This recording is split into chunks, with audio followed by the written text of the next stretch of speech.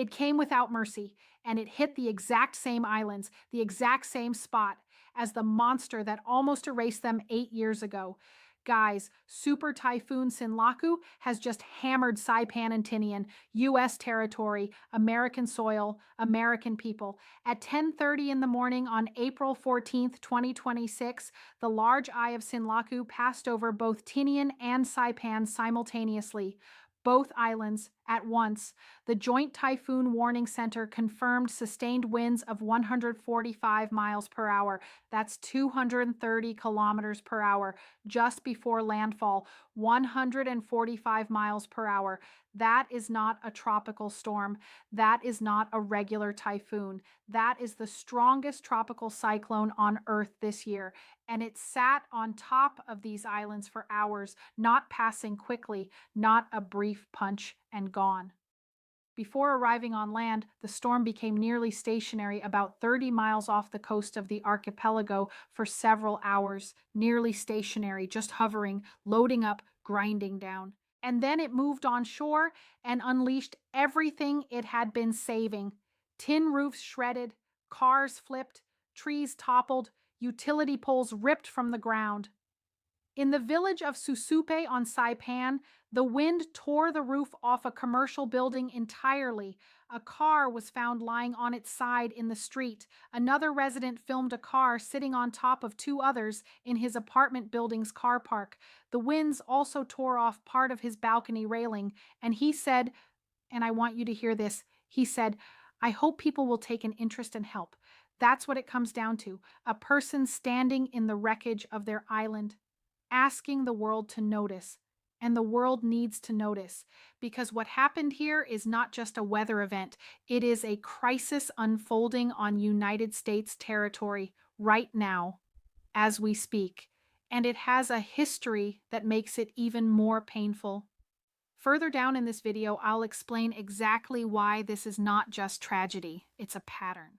And it's one that should have been prevented. But first, can you do me a favor? Give this video an early like and a hype. Share it with someone who should know this is happening. Leave me a comment. Did you know about Saipan before today? That helps this channel and it costs you nothing. Let's keep going because this story is enormous. So let me tell you who these people are, because most of the world has no idea. Saipan is the capital of the Commonwealth of the Northern Mariana Islands. It is a United States territory in the Western Pacific, home to nearly 50,000 people. It is 5,800 miles from Washington, D.C., but it flies the American flag. These are American citizens, and right now, they are without power, without water. Many of the roads across Saipan and Tinian are completely impassable. The only hospital on Saipan has suffered severe flooding. Let that sink in. The only hospital on the island flooded. There are reports of major resorts that lost backup generators. Officials have warned that some hard-hit areas could be without power and water for weeks. Weeks, not days. Weeks. The American Red Cross was working with local agencies to shelter more than 1,000 people across multiple islands, and FEMA is scrambling. FEMA planned to send more personnel to the region and ramp up shipments of supplies. Now, here is the thing that I cannot get out of my head, and this is the part that makes this story something much bigger than just one typhoon, because this spot, this exact location, has been hit before. Not just once, not just twice, but now by two of the most catastrophic storms in recorded Pacific history. And both struck the same islands, following nearly the same track. 8 years apart. The first was Super Typhoon Yutu, October 24th, 2018. Yutu hit Tinian Island with sustained winds of 175 miles per hour. That's 280 kilometers per hour, 175 miles per hour. That is Category 5, maximum fury. Yutu is tied for 13th place for the strongest tropical cyclone at landfall in world history, according to data from the National Hurricane Center and the Joint Typhoon Warning Center. 13th strongest ever recorded anywhere on Earth. The only stronger landfall in U.S. territory was the 1935 Labor Day hurricane in the Florida Keys with 185 MPH winds. That gives you a sense of what Yutu was.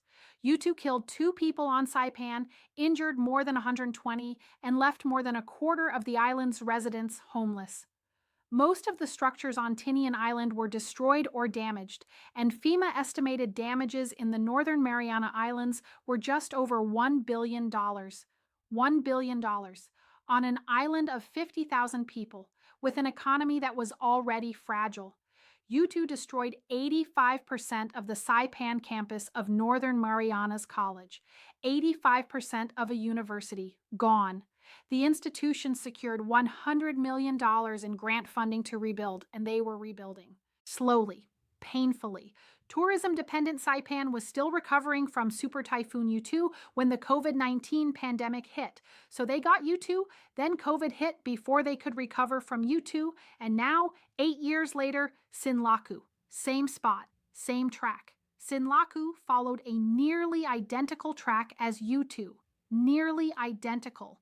Think about what that means. If you built your life back, brick by brick, roof by roof, if you poured everything into rebuilding your home after Yutu destroyed it, and then you watch the same thing coming toward you again from the same direction, the president of Northern Marianas College, Galvin De Leon Guerrero, said something that I think everyone needs to hear. He said, and I want to get this right, just as we were finally beginning to recover and rebuild, we get hit with this. And then he said something even more important. He said, climate change is real. And he said he worries about people still suffering from the post-traumatic stress of Yutu.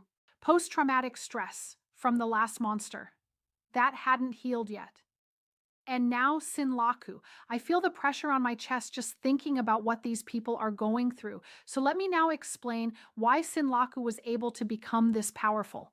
Because this is the part of the story that almost nobody is telling you. And it is the part that explains why this is becoming a pattern, not random bad luck.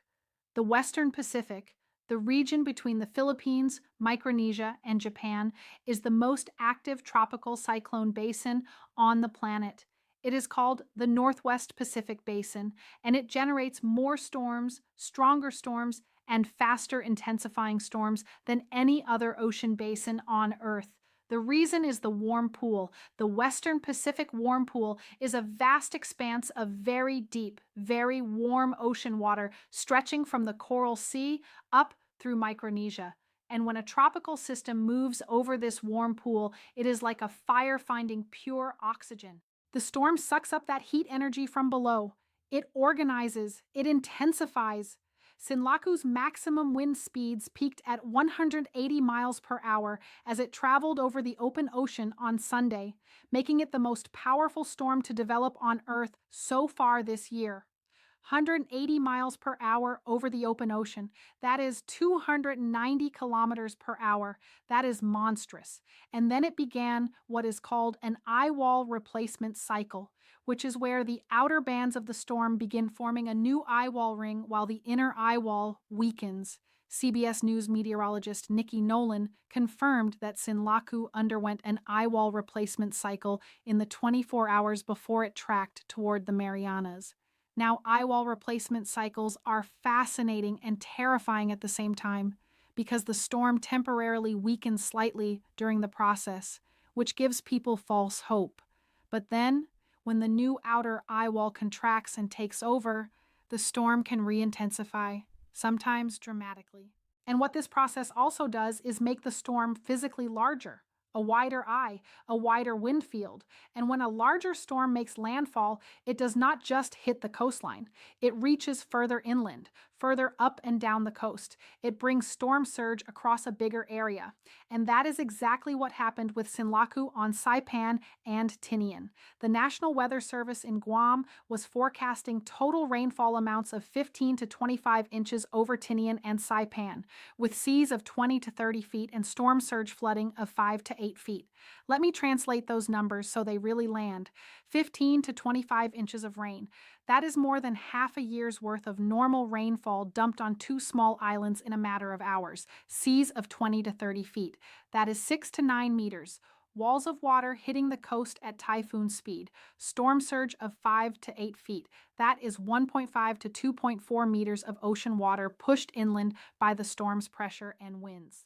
And here is the thing about storm surge that people consistently underestimate.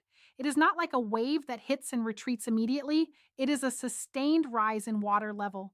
the ocean occupying land for hours, and on a flat island like Tinian, which has very little elevation above sea level in many areas, there is nowhere for that water to go. It just sits, filling every structure, every road, every basement, every shelter. Now let's talk about what the mayor of Saipan said as Sinlaku was hitting, because I think this deserves a moment. Mayor Ramon R.B. Camacho said, "It's so difficult for us to respond with this heavy rain, heavy wind to rescue people. Objects are just flying left and right. Objects flying left and right.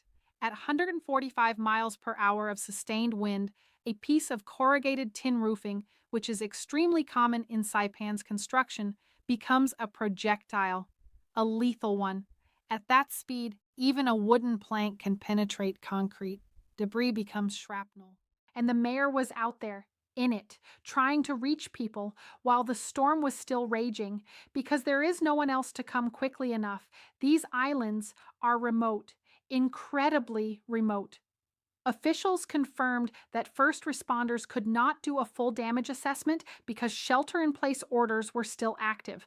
The storm had to finish before they could even begin to understand what had happened.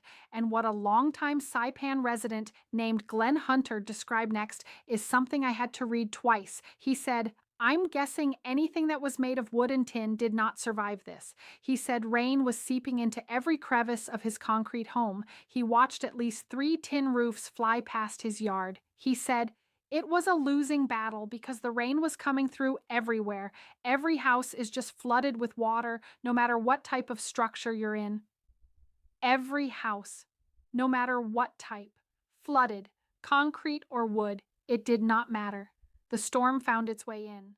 And now I want to talk about something that people who live far from the Pacific don't understand, and that is the strategic importance of what just happened. Because Saipan is not just a beautiful island, it is not just a resort destination. It sits at one of the most militarily and geopolitically sensitive crossroads on the planet. The Northern Mariana Islands are roughly 2,500 miles southeast of Japan, roughly 2,500 miles east of the Philippines, and roughly 3,000 miles west of Hawaii. They sit in the first island chain, the geographical arc that forms the first line of strategic positioning between mainland Asia and the open Pacific. The U.S. military controls roughly 1/3 of the land on Guam, a critical hub for U.S. forces in the Pacific, and Guam is just 120 miles south of Saipan. When a typhoon hammers the Northern Marianas and threatens Guam, this is not just a humanitarian story. It is a strategic story, because the same islands that house U.S. military infrastructure, that support Pacific operations, that sit in the most contested maritime zone on Earth are the same islands being battered by increasingly powerful typhoons. U.S. military officials on Guam warned personnel to shelter in place as Sinlaku approached, and the broader pattern here is one I really cannot stress enough. Sinlaku, Yutu, Mawar, which hit Guam in 2023 as a Category 4 with 145 MPH winds. These storms are not isolated events. They are a pattern in the Northwest Pacific, a pattern of powerful systems tracking through the same narrow corridor of ocean, hitting the same islands again and again. And here is what I found when I looked at the atmospheric science more closely: the central pressure of Sinlaku at landfall.